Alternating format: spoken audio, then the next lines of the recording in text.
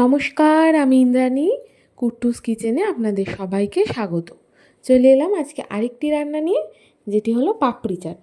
পাপড়ি চাট খেতে কার কার ভালো লাগে বলুন তো, কমেন্টে জানাবেন। আমার দারুণ লাগে। এই পাপড়ি চাট তৈরি করার জন্য প্রথমেই লাগবে আমাদের ময়দা। ময়দার মধ্যে নিয়ে নেবো একটু কালো জিরে, দেবো এখানে সামান্য নুন, আর দেবো এখানে সাদা তেল। এই দিয়ে কিন্তু আমাদের পাপড়িগুলো হয়ে যাবে। এখানে বলে রাখি, আমার এই রান্নাটা যদি আপনাদের ভালো লেগে থাকে তাহলে প্লিজ আমার চ্যানেলটি সাবস্ক্রাইব করবেন এবং একটি লাইক দেবেন। দেখুন আমার ময়দাটা কথা বলতে বলতে মাখা হয়ে গেল। এই ময়দাটা না খুব বেশি শক্তও হবে না, আবার খুব বেশি নরমও হবে না, মিডিয়ামভাবে ময়দাটা আমি মেখেছি। এবার চলুন এই ময়দাটা থেকে আমরা ছোট ছোট লেচি করে নেব। লেচি করে নিয়েছি। এবার এই লেচির থেকে ছোট ছোট আকারে লুচি বেলে নিয়েছি। এই লুচিগুলোকে দেখুন কাঁটা চামচের দ্বারা আমি একটু ফুটো করে নিচ্ছি, যাতে এগুলো ফুলে না যায়। ফুলে গেলে তো এটা পাপড়ি হবে না, লুচি হয়ে যাবে। তাই জন্য এরমভাবে ফুটো করে নিলে এটা পাপড়ি হবে, এটা আর ফুলবে না। এইভাবে সব কটা করে নেওয়ার পর এবার এগুলোকে আমি তেলে ভাজবো। তাই জন্য আমি তেল বসিয়ে দিয়েছি। তেলটা গরম হয়ে গেলে এর মধ্যে আমি এক এক করে পাপড়িগুলো দিয়ে দেবো। মানে ময়দার যে লেচি থেকে আমরা বেলে রেখেছিলাম লুচির মতো, ওগুলো দিয়ে দেবো। এগুলো একটু মিডিয়াম আঁচে ভাজতে হবে। দেখুন আমি এখানে অনেকগুলো একসাথে দিয়েছি, আমার কিন্তু পাপড়িগুলো বেশ সুন্দর ভাজা হয়ে গেছে। এইভাবেই সব কটা পাপড়ি আমি ভেজে নিয়েছি। একটা আপনাদের ভেঙে দেখাচ্ছি পাপড়িগুলো কতটা মুচমুচে হয়েছে, একবার দেখুন। আশা করি আওয়াজটা শুনে আপনারা বুঝতে পারছেন যে পাপড়িগুলো কতটা মুচমুচে হয়েছে। এবার পাপড়ির ওপরে যে আমরা আলুর মিশ্রণটা খাই সেটা এবার চলুন তৈরি করব। তার জন্য আমি এখানে নিয়েছি সেদ্ধ করা দুটো আলু, ধনেপাতা কুচি, ঝালের জন্য কাঁচা লঙ্কা কুচি, ছোলা সেদ্ধ, আর টমেটো কুচি। এগুলো সব আমি একটা বাটির মধ্যে নিয়ে নিয়েছি। এবার এর মধ্যে দিচ্ছি বিট লবণ, আপনারা সাদা লবণ চাইলে দিতে পারেন।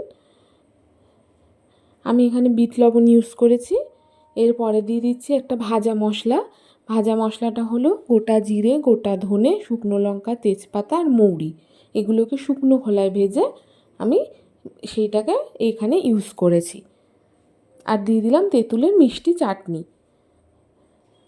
ব্যাস, এবার এটাকে ভালোভাবে আলতো হাতে মিক্স করে নিলাম। দেখুন আমার সুন্দরভাবে খুব আলতো হাতে এগুলোকে মিক্স করে নিয়েছি। এবার এর পরে না কয়েকটা পাপড়ি আমি ভেঙে নিয়েছিলাম, সেটাও দিয়ে দিলাম। ওই অনেক সময় হয় না ফুচকার যে চুরমুড়ে যেমন কটা ফুচকা ভেঙে দিয়ে দেয়, আমিও এখানে একটুখানি দিয়ে দিয়েছিলাম। এটা নাও দিতে পারেন, এটা অপশানাল। আমার ভালোভাবে মিক্স হয়ে গেল।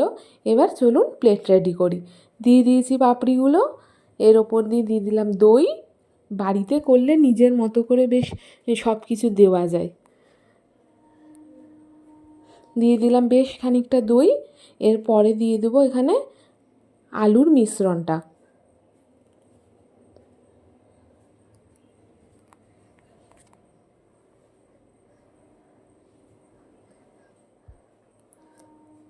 আসলে প্লেটটা আমার একটু ছোট পড়ে গেছিলো, তাই জন্য আমি আবার একটু ঠিকঠাক করে দিচ্ছিলাম পাপড়িগুলো, নাহলেও পেরিয়ে চলে যাচ্ছিলো আলু দেওয়ার পরে।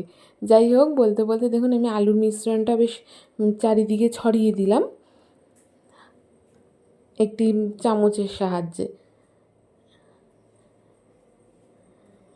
দেখুন আমার পুরো হয়ে গেছে আলুর মিশ্রণটা দেওয়া। এর ওপরে দিলাম আবার বেশ অনেকটা দই। দেখুন বেশ ভর্তি ভর্তি করে দই আমি দিচ্ছি।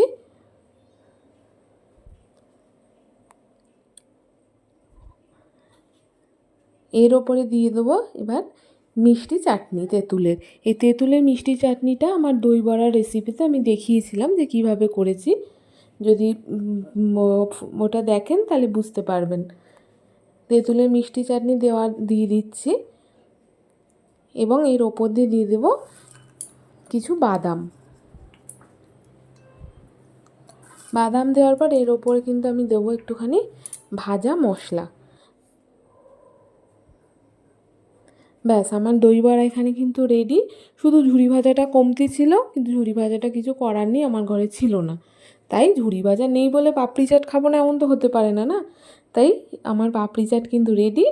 আজ তাহলে আসি, আসবো আরেকদিন অন্য আরেকটি রান্না নিয়ে। আজ তাহলে আসি, টাটা।